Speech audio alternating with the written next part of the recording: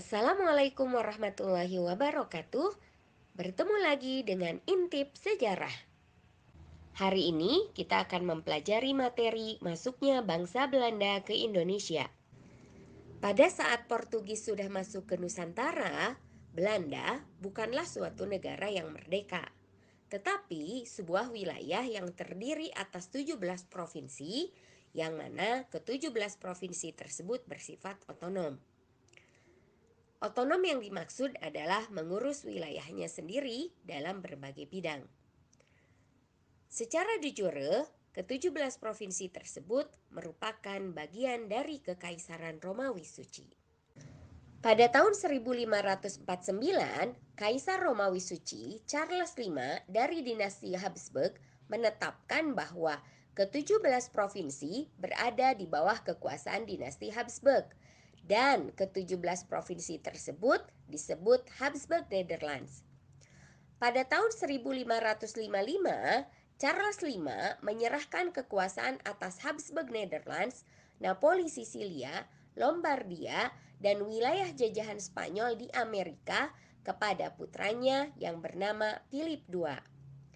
Nah, pada saat Raja Philip II menguasai wilayah Habsburg Netherlands atau ke-17 provinsi, dia mengeluarkan kebijakan yang mana kebijakan-kebijakan tersebut tidak bisa diterima oleh ke-17 provinsi.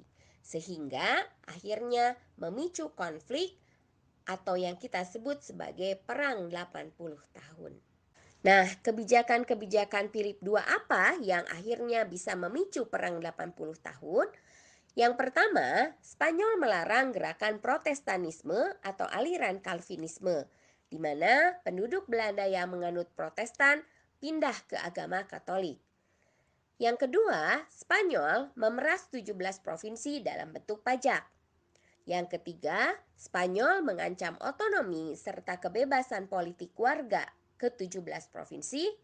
Yang keempat, Raja Philip II mencabut hak-hak khusus para bangsawan lokal serta para petinggi kota-kota yang sebelumnya berkuasa. Atau bisa juga dikatakan para petinggi-petinggi kota ini dilarang membuat kebijakan politik ekonomi untuk warganya. Karena pemberontakan yang dilakukan oleh Belanda terus-menerus dilakukan terhadap Spanyol, maka pada tahun 1580 Spanyol menduduki Lisbon, kota perdagangan terbesar di wilayah Portugis. Di wilayah ini, rempah-rempah yang berasal dari Indonesia, dari India, dan dari Sri Lanka diperdagangkan. Banyak pedagang-pedagang perantara Eropa berada di wilayah Lisbon, salah satunya adalah pedagang Belanda. Spanyol meyakini pemberontakan Belanda akan padam jika perekonomian Belanda rapuh. Penutupan akses terhadap Belanda memang berhasil, tetapi hambatan ekonomi yang dialami Belanda membawa hikmah bagi Belanda. Pertama, Belanda berjuang keras untuk memerdekakan diri dan akhirnya bisa berhasil pada tahun 1581, setahun setelah pendudukan Spanyol atas Lisbon. Yang kedua, kehilangan akses ke Lisbon membuat Belanda berpikir keras untuk menemukan rute-rute alternatif perdagangan. Bagian dari proses itu adalah menemukan pusat rempah-rempah di Asia yang sebelumnya dirahasiakan oleh Portugis. Atas informasi dari Jan Huygens, Petrus, dan diperkuat oleh Cornelis de Houtman, akhirnya Belanda bisa mengetahui jalur pelayaran Portugis hingga akhirnya sampai ke wilayah Nusantara. Penjelajahan Belanda hingga sampai ke Nusantara dilakukan 2 kali ekspedisi. Ekspedisi pertama dipimpin oleh Cornelis de Houtman pada tahun 1595. Ekspedisi kedua dipimpin oleh Van Eyck pada tahun 1598 sampai 1600. Pada tahun 1595 berangkatlah ekspedisi pertama dipimpin oleh Cornelis de Houtman mengikuti jalur pelayaran Portugis hingga akhirnya tibalah di Banten pada tahun 1596. Awalnya, kedatangan Cornelis dan pasukan diterima dengan baik, tetapi kemudian semuanya berubah. Karena yang pertama, Belanda menolak permintaan Kesultanan yang bermaksud menyewa kapal-kapal Belanda untuk menyerang Palembang. Yang kedua, merampok 2 buah kapal dari Jawa yang isinya lada lalu dipindahkan ke kapal Belanda. Nah, hal ini tentu saja mengakibatkan kemarahan bagi Banten sehingga akhirnya Banten pun mengeluarkan pasukannya dan kemudian menyerang kapal-kapal Belanda dan kemudian menawan Hotman. Akan tetapi kemudian Hotman berhasil dibebaskan dengan uang tebusan. Hotman akhirnya menyerang balik, menyerang isi kota dan merampas kapal-kapal Banten yang membawa rempah-rempah dari Maluku. Nah, dengan adanya serangan balik dari Hotman inilah akhirnya Banten meminta bantuan Portugis untuk mengusir Belanda.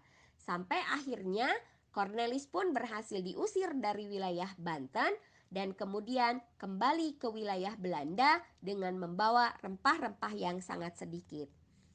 Akan tetapi, walaupun Cornelis membawa rempah-rempah yang sangat sedikit, setidaknya dia sudah membuka rute penjelajahan dari Belanda ke Indonesia. Pada tahun 1598, ekspedisi kedua dilakukan oleh Van Eyck mengikuti jalur pelayaran Cornelis, hingga akhirnya tibalah di wilayah Banten. Kedatangan Van Eyck dan pasukannya tentu saja disambut baik oleh pemerintahan Banten karena alasan politis. Beberapa bulan sebelumnya, Banten pernah terlibat perang dengan Portugis yang merugikan Banten. Oleh karena itu, Belanda diharapkan menjadi sekutu mereka melawan Portugis. Tentu saja, Belanda pun sangat diuntungkan dari kondisi tersebut. Sebelum Van Eyck kembali ke Belanda dengan membawa rempah-rempah yang sangat banyak, ia memerintahkan sebagian pasukannya untuk berlayar ke wilayah Maluku. Van Warwick ke wilayah Ambon lalu ke Ternate, sedangkan Jacob ke wilayah Banda. Keduanya disambut baik oleh penduduk setempat karena mereka sangat kecewa dengan sikap Portugis. Pada tahun 1600, kaum muslim Hitu pun bersekutu dengan Belanda untuk mengusir Portugis dan akhirnya Belanda mendapatkan hak monopoli.